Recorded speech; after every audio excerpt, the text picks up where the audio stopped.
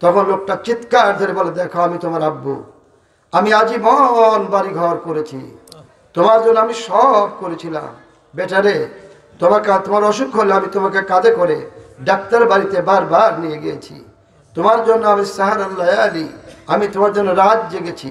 তোমার মা তোমার জন্য কত কষ্ট করেছে, আর তুমি আমাকে এনে এই গর্তের মধ্যে গেড়েতে চলে যাচ্ছ, তুমি আমাকে ফেলাতে চলে গেলে। বেটা, যেমন অনেকেই ইলেকশনে দাঁড়ায়, ইলেকশনে দাঁড়ানোর পরে আপনার যারা যে পার্টি নেয় ওই পার্টির লোকের নামে স্লোগান দেয়, সলিম ভাইয়ের চরিত্র ফুলের মতো পবিত্র।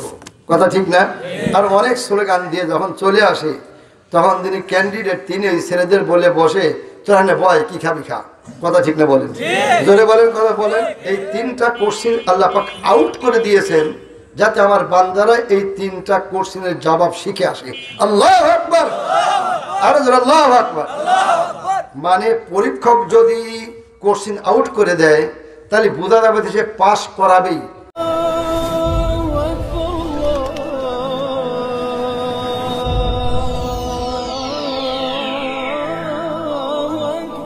আপনার যারা দূরে আসেন তাদের পায়ে ধরে বলে, আব্বু আসেন না একটু বসি। যারা দূরে আসেন, আমি একজন কামিল মাছার প্রিন্সিপাল বৃদ্ধ মানুষ, তোমাদের পায়ে ধরে বলছি, আব্বু তোমরা আসো, আমার সোনার আব্বু আসো। কারণ এই জায়গায় যতক্ষণ বসে থাকবে ততক্ষণ কিরামান কাতিবিন ওরার গোল কলম চালিয়ে চালিয়ে তোমাদের আমল নামায় নেকি লিখতে থাকবেন। সুবহানাল্লাহ। তাছাড়াও এর কিতাবুল, আপনার এই কিতাবুল ঈমান ফসলে সানি, এতে হাদিস লেখছে যে মদিনার মসজিদের পূর্ব দিকে বিশাল ভিড়, রাসূলের ভাষণ দিচ্ছেন। ইত্তেবাসারে একটা লোককে দেখা গেল যে লোকের ভিতর থেকে এরকম লোককে ফাঁক করতে করতে করতে করতে আসতে লাগলো। সকলে বলে বসুন বসুন, উনি কিছুতেই না বসে সরাসরি আল্লাহ রাসূলের কাছে বসলেন। সুবহানাল্লাহ বলুন, আল্লাহু আকবার। বসে রাসূলকে বললেন যে আন মাযিন কল, এটা হাদিস, আন মাযিন রাদিয়াল্লাহু কল কুলতু ইয়া রাসূলুল্লাহ, নাম হত মায। উনি বললেন, হে আল্লাহ রাসূল, আখবিরনি বিআমালিন, আমাকে এমন কিছু আমলের কথা বলে দিন, ইউদখিলনিল জান্নাহ, যে আমল করে আমি জান্নাতে চলে যাব। আল্লাহু আকবার। ওয়া ইউবাইদনি মিনান নার, এবং আমি আগুনের হাত থেকে বেঁচে যাব। সুবহানাল্লাহ। প্রত্যেকটি মানুষেরই হয় এই প্রশ্ন করা উচিত, ঠিক কিনা বলেন?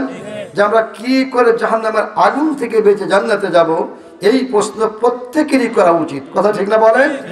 আর তাছাড়া যত ওয়াজ শুনি, যত কিসসা কাহিনী শুনি, আমরা নাজাত পাবো কি করে, আমরা আগুন থেকে বাঁচবো কি করে, আমরা জান্নাতে যাব কি করে?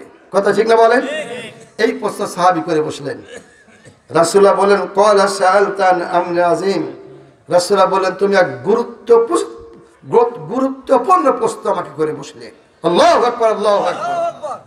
এই বলেই রাসূলুল্লাহ বললেন, ইন্নাহু লা ইয়াসসারু আলা মা ইয়াসসারাহুল্লাহ, এই কাজটা আল্লাহ পাক ওই ব্যক্তির জন্য সহজ করে দেবেন, ওই ব্যক্তি এই কাজটা, ওই ব্যক্তির জন্য কাজটা সহজ হবে যাকে আল্লাহ সহজ করে দিবেন।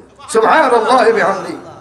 এই বলেই রাসূল পাক সাল্লাল্লাহু আলাইহি ওয়াসাল্লাম বললেন যে আসো, কি কি কাজ করলে তোমরা জাহান্নামের আগুন থেকে বেঁচে জান্নাতে যাবে তা আমি বলে দিচ্ছি। সুবহানাল্লাহ বলো, জোরে বলো। আমাদের এই জালসায় জানা উচিত যে কি কি কাজ করলে আমরা জাহান্নামের আগুন থেকে বেঁচে জান্নাতে যাব। আল্লাহু আকবার, সুবহানাল্লাহ। এক নম্বর, আল্লাহ পাকের রাসূল বললেন যে আনতা'বুদাল্লাহ, এক নম্বর তোমরা আল্লাহর ইবাদত করো। আল্লাহু আকবার, জোরে বলো, আল্লাহু আকবার, আল্লাহু আকবার। আল্লাহর ইবাদত, আনতা'বুদাল্লাহ, আল্লাহর ইবাদত তোমরা করো। এখন যে কথাগুলি বলবো সেটা লেগে এই যে কবর যখন মানুষ চলে যাচ্ছে, এই কবরে যাওয়ার সময় রাসূলুল্লাহ বলেন যে ইরা উকবিরাতিল মাইয়িত, মাইয়িতকে যখন জানাজা পড়ে কবরের মধ্যে নিয়ে শোয়া দেওয়া হয়, এরকম ডান দিকে আপনার কাবার দিকে মুখটা ঘুরে দেওয়া হয়, ঠিক আছে বলেন? ইরা উকবিরাতিল মাইয়িত, মাইয়িতকে যখন কবর দেওয়া হয়, কবর দেওয়ার পর মাটি দিয়ে দেওয়া হয়।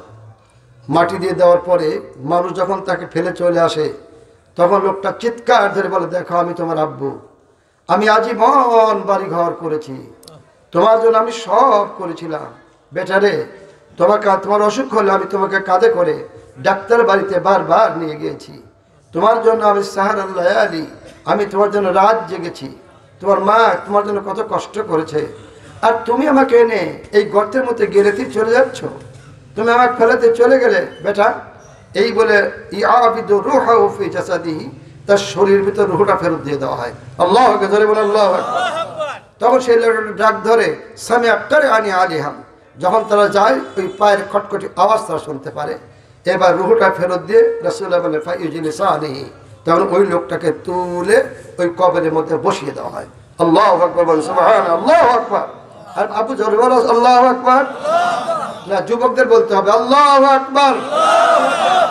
তাকবীরাতুন ওয়াহিদাতুন খায়রুম মিনাদ দুনিয়া ওয়া মা ফিহা।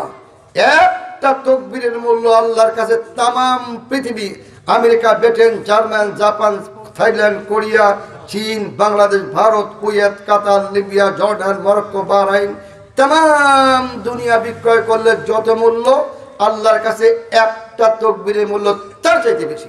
সুবহানাল্লাহ বলুন। এবার দেখি তো যুবকেরা কেমন আছে। নারে তাকবীর, আল্লাহু হাত বের করে দেন। নারে তাকবীর, নারে তাকবীর, মারহাবা মারহাবা। মানুষ যখন তাকবীর দেয় ওই সময়তে আল্লাহর অন্তরটা ভরে ওঠে। সুবহানাল্লাহ বলুন। যেমন অনেকেই ইলেকশনে দাঁড়ায়, ইলেকশনে দাঁড়ানোর পরে আপনার যারা যে পার্টি নেয় ওই পার্টির লোকের নামে স্লোগান দেয়, সলিম ভাইয়ের চরিত্র ফুলের মতো পবিত্র। কথা ঠিক না? আর অনেক স্লোগান দিয়ে যখন চলে আসে তখন তিনি ক্যান্ডিডেট, তিনি ওই ছেলেদের বলে বসে, তোরা বয় কি খাবি খা। কথা ঠিক না বলেন? জোরে বলেন, কথা বলেন। তাহলে তাকবীর দিলে যদি দুনিয়ার মানুষের অন্তরটা ভরে যায়, আর আল্লাহর নামে তাকবীর দিলে আমার আল্লাহ খুশি হয়ে যান। সুবহানাল্লাহ, সুবহানাল্লাহ, আলহামদুলিল্লাহ, শুকরান।